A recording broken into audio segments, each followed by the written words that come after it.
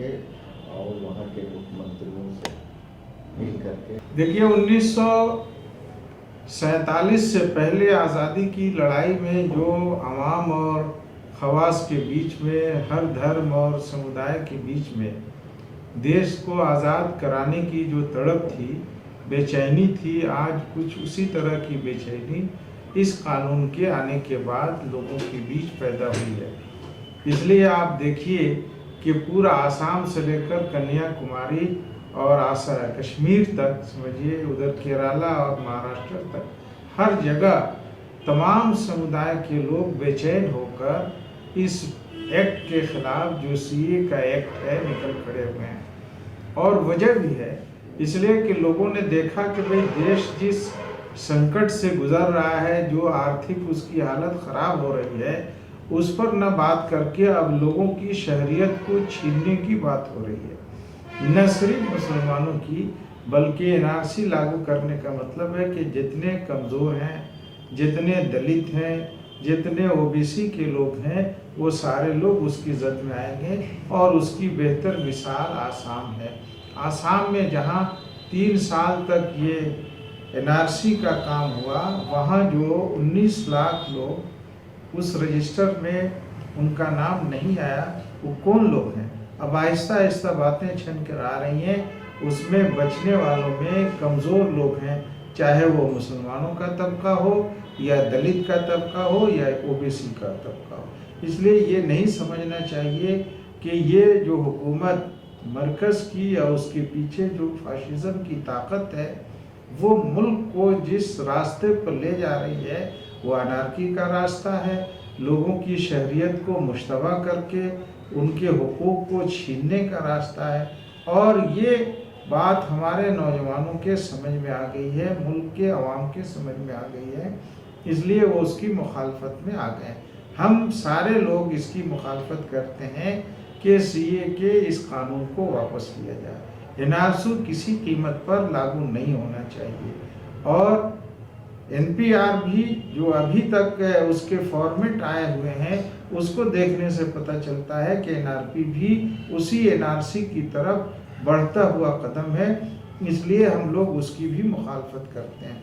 और हम इस बात के लिए अपील करते हैं कि ये उस वक्त तक ये मुखालफत यहाँ के तमाम समुदाय, हिंदू, मुसलमान, सिख, ईसाई मिलकर जारी रखें, जब तक ये काला कानून वापस न हो जाए।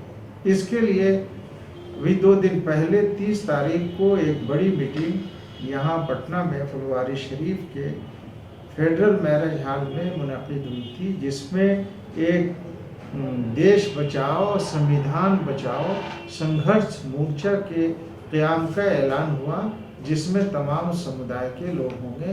अब उस मोर्चे के तहत हम लोग जब तक ये काला कानून वापस नहीं होता है, उस मोर्चे के तहत सारे लोगों को इकट्ठा करके ये लड़ाई जारी रखेंगे।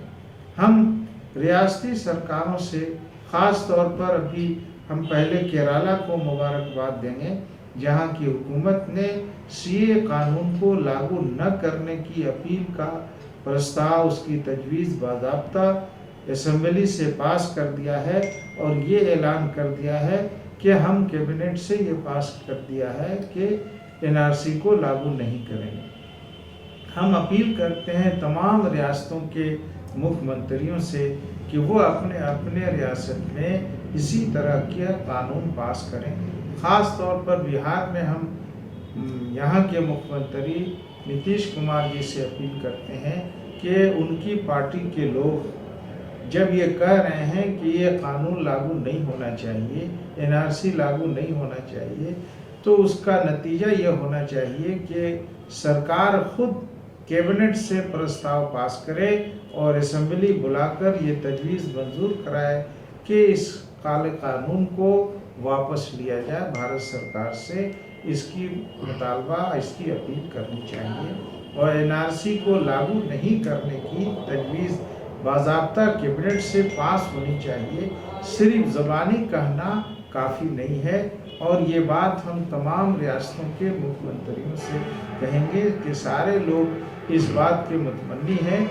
इसलिए कि देखिए जितनी जानें जा रही हैं, ख़ास तौर पर फुलवारी शरीफ में एक लड़का शहीद हुआ, दूसरे लड़के की भी हॉस्पिटल में मौत हुई, आमिर हंजला। ये खून रहेगा नहीं जाएगा, और इस तरह के न जाने कितने लोगों की शहादतें वाक़ई होगी अगर इस कानून को वापस नहीं लिया गया। हमारी यही अपील है, और हम ये भी कहेंगे कि जितने भी संघर्ष किए जाएं उसमें कानून की रियायत की जाए, तशद्दुद को बिल्कुल नहीं बर्पा होने दिया जाए, और हमेशा शांति के साथ और लेकिन इज्तिमाई ताकत के साथ हिंदू मुसलमानों को मिलकर ये संघर्ष और ये एहतजाज जारी रखना चाहिए। मरकजी हुकूमत है, जो हम लोग इतने इदारे अलग अलग तरह से बढ़ गए, तो इसका भी फ़ायदा उठाती है, आपको ऐसा लगता है?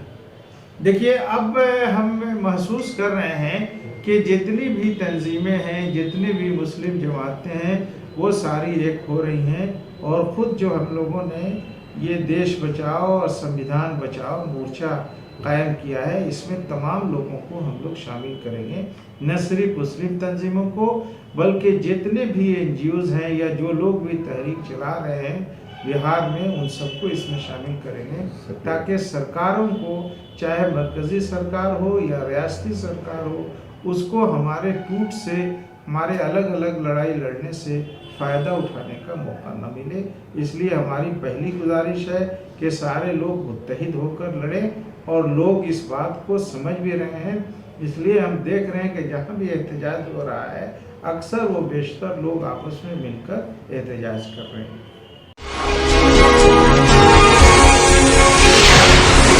ATN Live।